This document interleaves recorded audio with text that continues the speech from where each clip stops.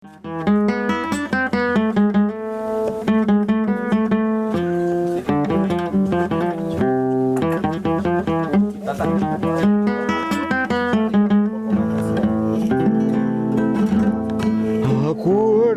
de mí cuando te vayas, acuérdate de mí cuando estés lejos. Me llevas envuelto en la mirada y me dejas el recuerdo de tus besos. Podrá pasar la hermosa primavera, luego el otoño con sus hojas muertas, y seguiré pensando que tú siempre me recuerdas, y seguiré pensando que tú siempre me recuerdas. Nos llegamos acá dizque a buscar paz y tranquilidad por esto. Pero desde el primer día que tomé posesión de la casa me di cuenta que las cosas no eran como yo pensaba que eran.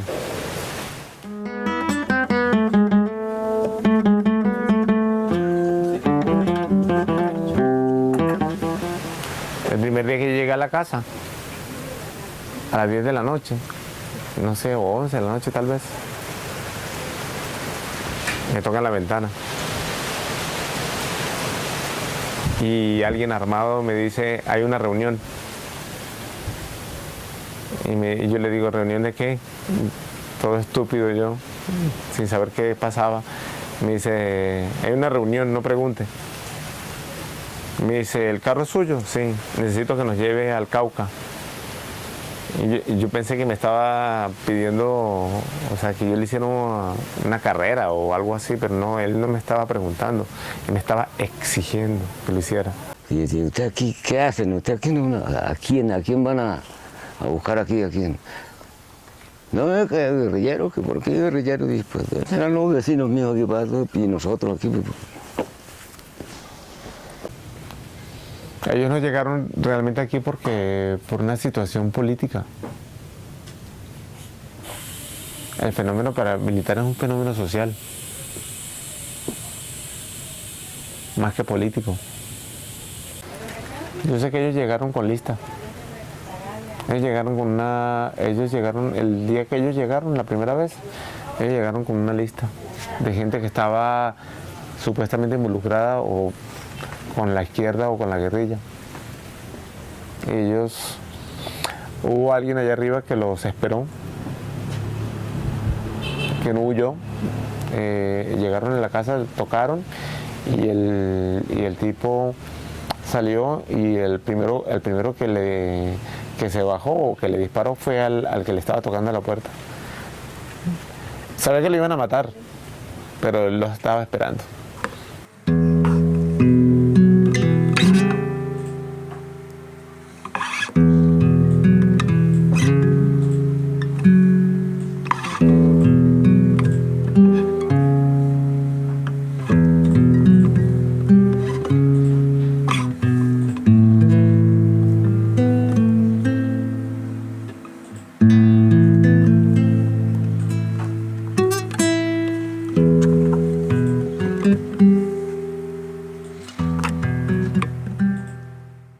Pues yo tenía 4 años cuando ellos comenzaron a llegar a la casa, y cuando ya los días, como a los meses, ya comenzaron a llegar más, ya cuando en el pueblo se dieron de cuenta que ya había muchos paracos, ya no lo sacaban a uno de la casa. Puede estar uno durmiendo ahí, que lo sacaban a uno, si uno no le hacía caso, lo mataban a uno. Pues ya los días ya iban pasando, ya se iban volviendo más malos. Todo era la orden, era lo que ellos dijeran. Si nos mandaban a dormir afuera con los perros, nos tocaba que dormir con los perros. Esta casa se la tomaron. Esta casa era bellísima. Ellos llegaron y simplemente rompieron el candado y decidieron que esta casa era en donde tenían que vivir. Rompieron y destrozaron la casa y vivieron aquí el tiempo que les dio la puta gana de vivir. No, ya eso estamos hablando como del año 2000, 2002, 2003, por ahí sí está, en ese tiempo teníamos aquí los paramilitares. Sí. Pero antes de ellos el pueblo era muy sano y era más turístico todo, o sea, era más alegre. Cuando llegaron ellos, pues se cambió todo. Usted sabe que ya todo el mundo con miedo, todo el mundo remontado, escondido. Esa gente llegó aquí al pueblo, ocuparon las casas que estaban vacías, acabaron con lo que había. Aquí había una cooperativa y habían camarotes para la gente para hacer talleres. Esa gente acabaron con los camarotes para hacer comida porque lo usaron como de leña. Eso se acabó aquí los camarotes, pero fue por culpa de esa gente. Llegaron los paramilitares y al principio la gente simplemente se sintió cohibida y restringida, pero poco a poco la gente empezó a adaptarse y a adaptar su cotidianidad a la cotidianidad de ellos, porque las normas las impusieron ellos. Aquí llegaba policía diciendo ejército, pero ellos no, ninguno hablaba, le tenían miedo a esa gente. Todos sabíamos que el ejército sabía, todos sabíamos o sea, el ejército sabía que los paramilitares estaban acá, el personero en ese momento sabía que el paramilitarismo existía acá. En ese momento Pecas era el defensor del pueblo, él sabía que eso estaba acá, todos sabían, pero todo el mundo se hacía el de la vista gorda. Aquí llegaban comerciantes que estaban a favor de ellos, que los patrocinaban económicamente y los patrocinaban también políticamente y de pensamiento. Y uno los veía y estaban acá, y dos personeros defensores locales venían acá y estaban confabulados con ellos. Y uno lo sabía, todos lo sabíamos. Y lo curioso es que estamos a 6, 7 kilómetros de Ocaña y esto funcionaba como un paraestado. Era como una república independiente. No, la iglesia siempre ha sido cómplice de ese tipo de cosas. Se puede decir que hubo cierta permisibilidad del Estado en cuanto a la presencia de estos grupos. Sí, porque públicamente lo dicen a las víctimas mismas narran los hechos y dicen que ellos se movilizaban en el municipio, en la región. Pues yo para esa época no estaba acá, ¿no? Afortunadamente. Pero cuentan ellos que ellos se movilizaban en sus carros, en sus camionetas, en sus diferentes vehículos, como cualquier autoridad acá en Ocaña. Y públicamente mataban a la gente, recogían a sus víctimas en las calles, se las llevaban. No sé en verdad cuál fue el accionar de las autoridades con respecto a estos grupos. Y la policía no existía. Nosotros como civiles veíamos esa fuerza paramilitar armada hasta los dientes en los árboles del parque. Los veíamos custodiar el dulce nombre, los veíamos custodiar el mercado. Había veces cuando el mercado Ocaña estaba bastante convulsionada de gente, hacer una tirazón en cualquier calle para atemorizar a la gente y la gente pagara a esconderos, lo hacían. Traían la gente de Ocaña, por allá de otras partes, los traían, los mataban y entonces eran como, digamos, 9 de la noche, 10. Los llegaban, los mataban, nosotros escuchábamos los tiros, ya. Cuando fue que nosotros nos encierran, para no saber en dónde nos mandan, dónde los entierran, como las caletas. Ellos llegaban con tinta y timbos azules, armas, y nosotros nos encerraban en una pieza y hasta que ellos iban, duraban como 3 horas enterrando eso por allá lejos. Pues en mi casa hay una picapasto. Una vez torturaron varios allá, cuando metían la cabeza ahí. Pues ahí quedaban, y lo que era de noche era... Y al otro día es que ellos se hacían en la cocina para escuchar las noticias de los que se desaparecieron, los que mataron. Llegaban a la casa, hay veces con los muertos, en bolsas negras. Y en esa misma noche se iban por calle y los dejaban botados, en lomas.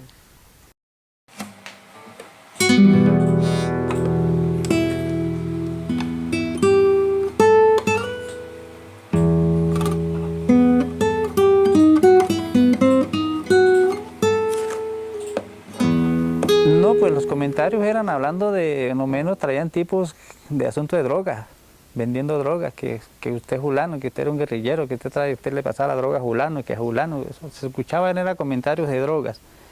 Y unas mujeres de bares que supuestamente tenían sida también, ellas también las castigaron, no sé si las eran vivas o las matarían, quién sabe, ¿no? Ellos también las trajeron ahí, también un poco de brujos que robaban también a la gente en Ocaña, también toda esa gente llegó ahí los castigaron, no sé qué hicieron con esa gente. Yo sufrí mucho en el año 2004 por culpa de los paramilitares aquí en Ocaña, porque me desaparecieron a mi hija y a mi yerno, siendo una mujer trabajadora que hasta ellos mismos lo dijeron aquí, que ella estaba enseñada a pagarles la cota, esa cota que les cobraban en el mercado, porque como ellos eran comerciantes de mesitas, prácticamente todos los meses que ella salía le cobraban la cota, 400, 500 mil pesos. A causa de eso sufrimos nosotros mucho. Hubo un desplazamiento de las hermanas que se fueron para Venezuela, porque fuimos amenazados. Nosotros fuimos amenazados por los paramilitares y allá también por la guerrilla. El decir era que los hijos de nosotros estaban vivos, Miria y el difunto Diomedes, que ellos estaban vivos y que se la vivían era con el ejército. Y dígame usted, como al partir de unos 8 o 10 meses, o por ahí 8 meses o 7 meses, dijeron que no los buscaran porque ellos ya estaban muertos y que no hicieran vanas esperanzas. Yo no me da miedo. Vea, cuando se llevaron a mi hijita los paramilitares de aquí, gasté como 5 millones de pesos buscándola. Fuimos al Cesar, fuimos a Río de Oro, fuimos por todos estos alrededores de aquí de Ocaña. Hacía 8 días se los habían llevado cuando fui yo allá a Pueblo Nuevo. ¿Qué me dijo una señora? Dijo, doña, Uritica se los acabaron de llevar de aquí, Uritica. Yo me encontré un señor de esos con una pistola armado y a mí me provocó como parendero para que me pegara un tiro y me matara. Pero yo me detuve porque el muchacho que me llevaba me jalaba de aquí, de atrás. Pero uno a la hora de la verdad, uno en un desespero grande, cuando a uno le desaparece un familiar, a uno no le importa morir, a uno no le importa morir. Cuando en ese tiempo de los paramilitares nos tocó que trabajarles obligadamente, porque nos buscaban para hacerles viajes, pero no nos decían que ellos eran paramilitares, sino que nos buscaban como una carrera normal a ir a ver una finca o ir a ver un ganado. Entonces los primeros viajes los hicimos y luego nos traían para acá, para Pueblo Nuevo, o nos sacaban para otras partes. Después que nos dimos de cuenta de que eran paramilitares, entonces nosotros tratábamos de esquivarlos, o sea, no hacerles el viaje. Pero igualmente ellos llegaban y averiguaban de quién era el carro, el carro que a ellos les gustaba, ¿sí? Entonces, si no estábamos ahí, el carro se lo llevaban, digamos, nos pedían las llaves, se llevaban el carro, y a los 3 días, 2 días, 3 días, nos entregaban el carro.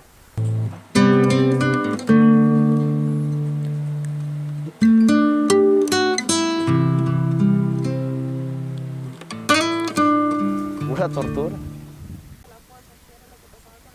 Pues en la casa, cuando los traían, a veces torturas.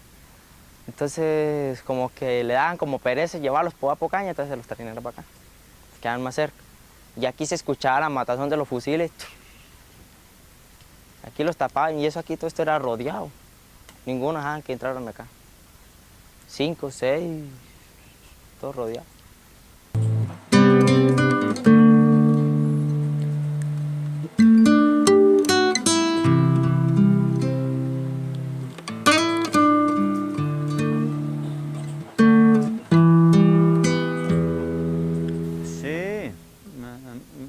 Hay un fiscal a nivel nacional, hay unos despachos asignados para este tipo de actividades, que es el fiscal de exhumaciones, el que se dedica a exhumar, a buscar, a investigar dónde están las fosas comunes. De acuerdo a las mismas versiones, o de acuerdo a los mismos hechos confesados, ellos, los mismos postulados son los que dicen dónde dejaron a la víctima. Claro que sí, aquí han venido a buscar varias fosas. Sé que en Pueblo Nuevo hallaron una o dos. Bueno, no tengo ni claro, pero sí sé que hallaron allá como 2 fosas. Me buscaron y me trajeron aquí para la vía del Agua de la Virgen. Me metieron ahí por una trocha, ahí llaman los Colorados. Y después que llegaron ahí, se subieron por un cerrito y yo cuadré el carro hacia la parte de abajo y comenzaron a rodar como 4 timbos. Pero yo no me imaginaba que podría venir ahí. Total de que como entre 2, 3 echaban los timbos al carro porque eran pesados. Y los trajimos acá, a esta parte acá de Pueblo Nuevo, acá a la finca. Y cuando destaparon eso, y yo poniendo cuidado a ver qué iban a sacar de ahí, habían unos timbos llenos de balas, otros con armas, puros fusiles. Los niños en el pueblo, una fascinación completa por ellos. Cuando vos les preguntabas a los niños qué querían ser, todos querían ser paramilitares cuando grandes. Les parecía que eso era una carrera, como una profesión. Llegaban ellos a las casas. Ellos querían era enseñarles que se juntaran con ellos, a trabajar con... Entonces ellos los ponían a trabajar, a enseñarles a manejar los fusiles, las bombas, todo. Se los llevaban para lejos. Digamos 6 de la mañana, 6 de la tarde llegaban otra vez. Yo me puse a pensar después que no era tan grave el hecho de que vinieran o asesinaran o no asesinaban a alguien tangiblemente, o sea, corporalmente. El problema era la influencia social que estaban logrando hacer. O sea, no solamente acá, en el pueblo, en Ocaña, en todo el país, el fenómeno paramilitar estaba bien visto, porque parecía que era una solución a un problema que nos inventaron. Entonces, todo lo que ellos hacían parecía que estaba bien hecho. Pero ¿por qué parecía que estaba bien hecho? Porque finalmente nosotros como sociedad tenemos una mentalidad paramilitar. O sea, si eso hubiera sucedido con la guerrilla, nadie hubiera aceptado eso. Pero los paramilitares, o sea, incluso las niñas y las mamás veían de buena manera que sus hijas tuvieran un novio paramilitar, que sus hijos tuvieran un amigo paramilitar. O sea, eso no era mal visto. Un 31 de octubre, un día de las brujas, quienes otorgaban los regalos eran ellos. Obviamente, ¿qué eran los regalos? Todos asociados con violencia, muñecos, pistolas. Los niños querían ser como ellos eran los líderes a seguir. Sí, era una cosa increíble realmente. Es que ellos eran el dueño de esto.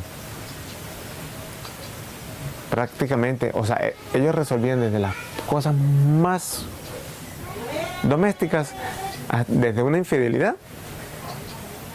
Ellos resolvían eso, era increíble. La gente se reunía en el pueblo y ellos resolvían si la persona era culpable o no. Hasta las cosas, desde las cosas más comunes hasta las más profundas, lo resolvían ellos. O sea, nadie aquí tenía voz ni voto. Y esto empezó a ser territorio solamente de ellos. Los niños empezaron a crecer influenciados solamente por ellos. Los papás empezaron a ser terceras personas.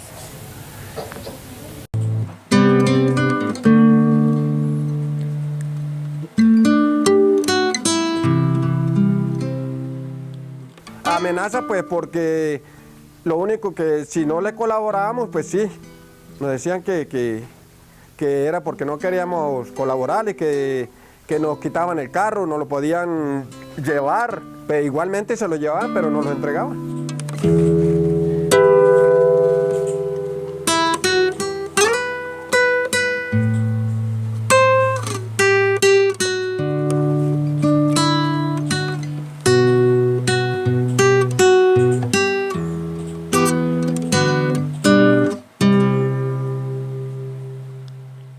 la cota, porque yo anteriormente manejaba para una vereda y había que pagarle una cota los paneleros. Entonces yo sacaba 3 viajes en la semana de panela y había que darle 20.000 pesos de cota.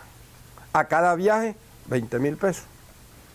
Y entonces vino un traste en la cual dominaban ya el mercado, el parque, se instalaron por pequeños grupos en los barrios periféricos, como Cristo Rey, como Betania, Juan 23, Camino Real, Parte Alta, Las Mercedes, por ahí por el lado de Simón Bolívar.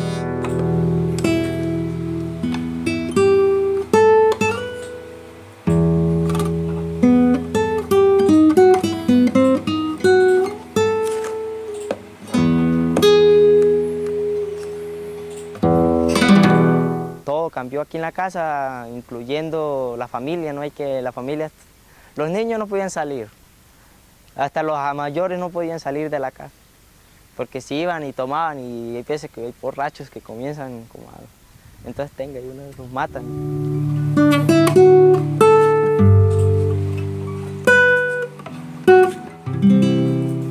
Y de una vez lo mataron, no es que todo el mundo lo tenían vigilado. Usted podía bajar a Ocaña y usted creía que, digamos, que no iba atrás suyo alguien. Porque ustedes saben lo bravo que es acostarse uno en esta situación que uno tiene y tener uno que a medianoche despertarse y eso sentir uno aquí, vea, como una puntilla aquí, vea. Que eso no le deja a uno vida. Eso no es vida para uno de campesino y mucho menos de madre de familia. Anécdota. Cada vez que mi vecino paramilitar asesinaba a alguien, no sé por qué, hijo de puta razón, tenía que encontrar en mí como la catarsis para desembocar todo eso que había hecho y me obligaba a beber con él. Entonces, yo sabía que cuando me tocaba a cierta hora de la noche con una garrafa de aguardiente era porque había matado a alguien. Y eso lo hizo durante mucho tiempo. Entonces yo tenía que salir y tenía que escuchar todo lo que había hecho. Descriptivamente todo lo que había hecho. Literalmente todo lo que había hecho. ¿Qué logró eso? Tuve como 1 año pesadillas. Él se descargaba, pero a mí me cargaba. Cada vez que hacía eso. Claro, él se drogaba, perico, heroína, no sé qué. Me tocaba y me obligaba, porque no era ni siquiera que me invitaba, era que me obligaba a que yo le escuchara.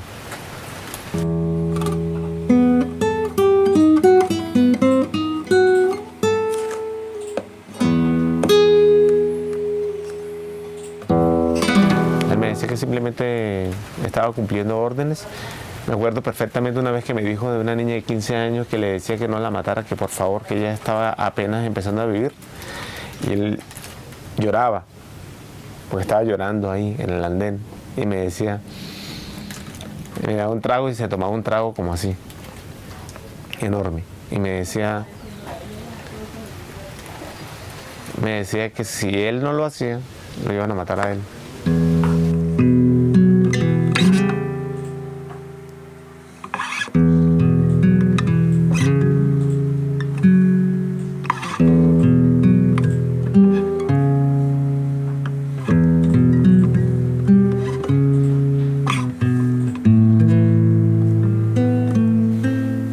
Pues ahí en el caso de mi familia, pues ellos sí sufrieron una parte porque el día que se les entró la ley, pues mi papá y mi hermano y 2 amigos más, 2 hijos de Ricardo Llanes, ellos sí llegaron a la cárcel.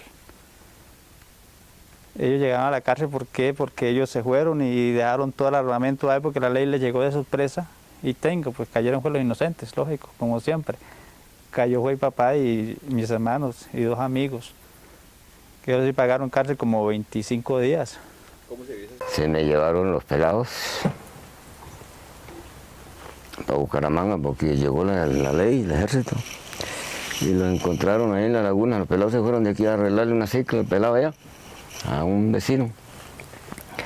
Y ellos vieron venir el carro del ejército, pero como no, Uno cuando no debe nada, pues no corre, ¿no? Porque ¿para qué va a correr? Pero en esa situación cualquiera es paramilitar. Sí, claro, y ahí les pusieron lo que dejaron los paramilitares ahí, los Morrales y Hugo Sil, todo eso lo pusieron a ellos ahí, para la televisión.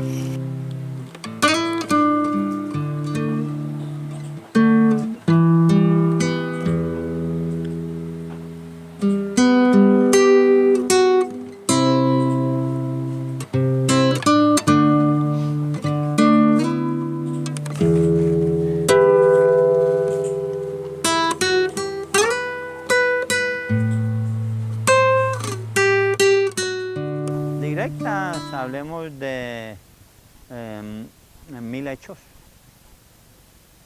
violentos, pues entre homicidios, desplazados, secuestros, delitos sexuales, hurtos, los despojos. Nosotros hemos sido muy víctimas. De aquí el Catatumbo hay 28.000 víctimas y más desaparecidos que encontrados.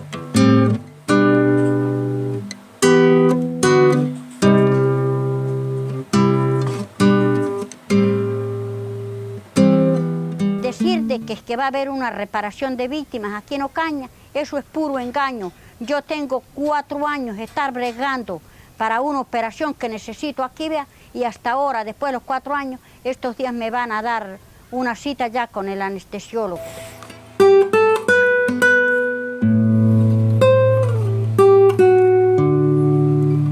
Vea, allá en la vereda donde yo vivía, municipio de Yacarí, más de una madre llora la ausencia de sus seres queridos que los mataron y uno se pregunta que por qué, a causa de qué, de los grupos paramilitares.